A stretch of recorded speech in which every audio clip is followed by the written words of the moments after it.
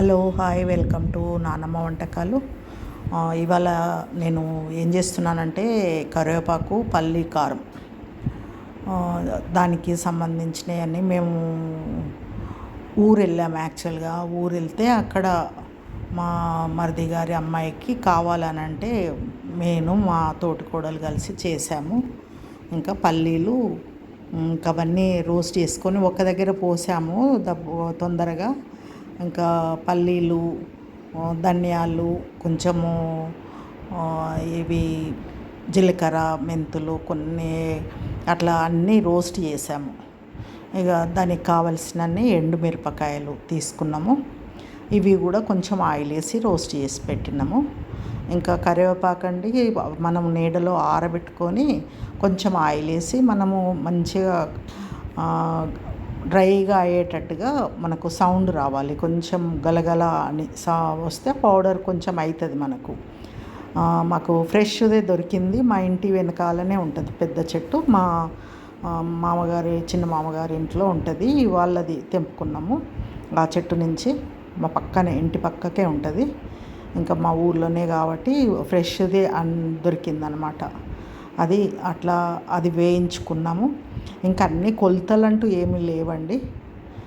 మా అమ్మాయి మళ్ళీ విడిగా చూపిస్తానే మెంతులు, జీలకర్ర, పల్లీలు అవన్నీ సపరేట్గా పెట్టింది అన్నట్టు ఏమేమి వేసినాం అనేది. ధనియాలు, పల్లీలు ఇవి అంతేనండి. ఇంకా వెల్లుల్లి దీనికి పట్టే వేరే ఏమి ఇంకా యాడ్ చేయలేదు. పల్లీల టేస్ట్ పల్లీతోటే చేద్దామని అట్లా తీసుకున్నాము. ఇవేమో డ్రై రోస్ట్, ఏమీ ఆయిల్ లేకుండా. ఇంకా మిర్చి, ఎండుమిరపకాయలు, కరివేపాకు కొంచెం ఆయిల్ వేసి ఫ్రై చేసుకున్నాము. ఇంకా అవి చల్లగా కానిస్తామని ప్లేట్లలో పెట్టినాం అన్నమాట విడిగా. ఇంక ఇవన్నీ కలిపి మనము గ్రైండ్ చేసుకోవాలి. గ్రైండ్ చేసేటప్పుడే సాల్టు, కొంచెం పసుపు, ఉప్పు, వెల్లుల్లి అవన్నీ వేసుకొని పౌడర్లు ఫస్ట్ చేసుకోవాలి.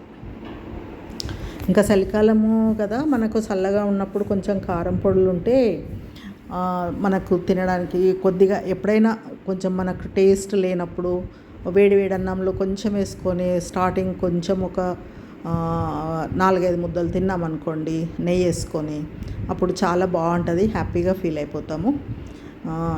ఇది ఫస్ట్ ఈ పౌడర్లు చేసుకోవాలండి.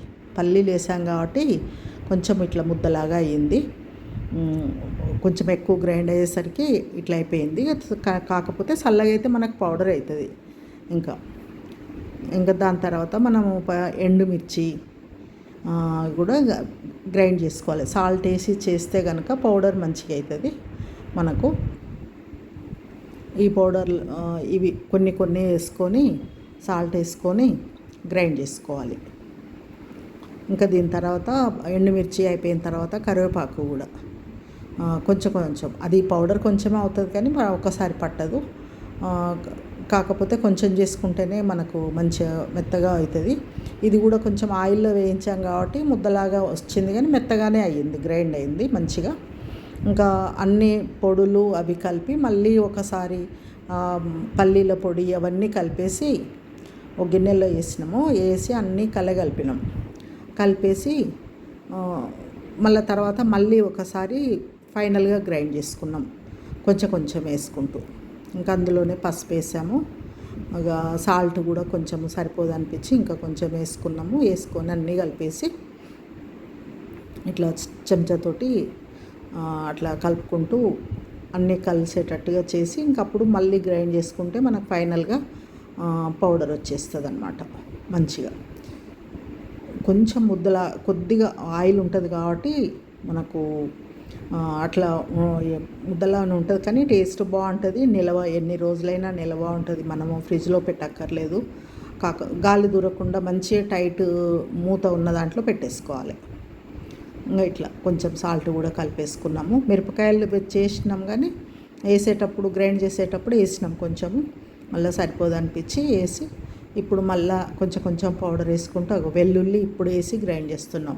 ఫస్ట్ అయితే ముద్ద అవుతుంది మనకు పౌడర్ కాదని ఇంకా ఇప్పుడు వేసేటప్పుడు వేస్తున్నాం. ఇంకంతా ఈ విధంగా ఫైనల్గా అంతే అన్నమాట. అందులో వేసేటివన్నీ వేసి గ్రైండ్ చేసేసుకున్నాం. మొత్తం గ్రైండ్ చేసుకొని కొంచెం ముద్దలు ఉన్నదంతా చేయితోటి ఇప్పుకుంటా మంచిగా కలిపేసినాం అనమాట. కలిపేసి మనం చల్లగా అయిన తర్వాత కొంచెం వేడిగా అనిపిస్తుంది కదా గ్రైండ్ చేసినప్పుడు, వేరే దాంట్లో మంచిగా గాలి దూడ డబ్బాలో పెట్టుకుంటే బాగుంటుంది. ఇంకా మా అమ్మాయి ఏమో ఒక అన్నం పెట్టుకొని వచ్చేసింది. సరే టేస్ట్ చూస్తామని ఇంకా నెయ్యి వేసుకొని కలిపి ఇంకా వాళ్ళకు పెట్టేసిన అనమాట. చెరో ముద్ద పెడితే తిన్నారు, బాగుందన్నారు. ఇంకా మీరు కూడా ఇట్లా చూడండి. నేను అప్పుడు ఆడియో చెప్పుదామంటే నాకు కొంచెం పక్కన డిస్టర్బెన్స్ ఉండే, అందుకని చెప్పలేకపోయినా తర్వాత వాయిస్ ఇస్తున్నాను నేను. ఇంకా ఈ పొడి ఎట్లా బయట పెట్టుకున్నా మంచిగా ఉంటుందండి అన్నంలోకి, మనకి ఇడ్లీ కానీ ఇంకా దోశ పైన వేసుకోవడానికి బాగుంటుంది. ఇంకా ఈ విధంగా కలిపి మా పిల్లలు టేస్ట్ చూస్తారు. చూడండి వాళ్ళు మొదలే చేతులు చాపుతున్నారు. చెరింత పెట్టేసిన బాగుంది, చాలా బాగుందన్నారు. మనకు అన్నీ సరిగ్గా సరిపోయినాయి, ఎక్కువ కారం కూడా లేదు. Thank you for watching.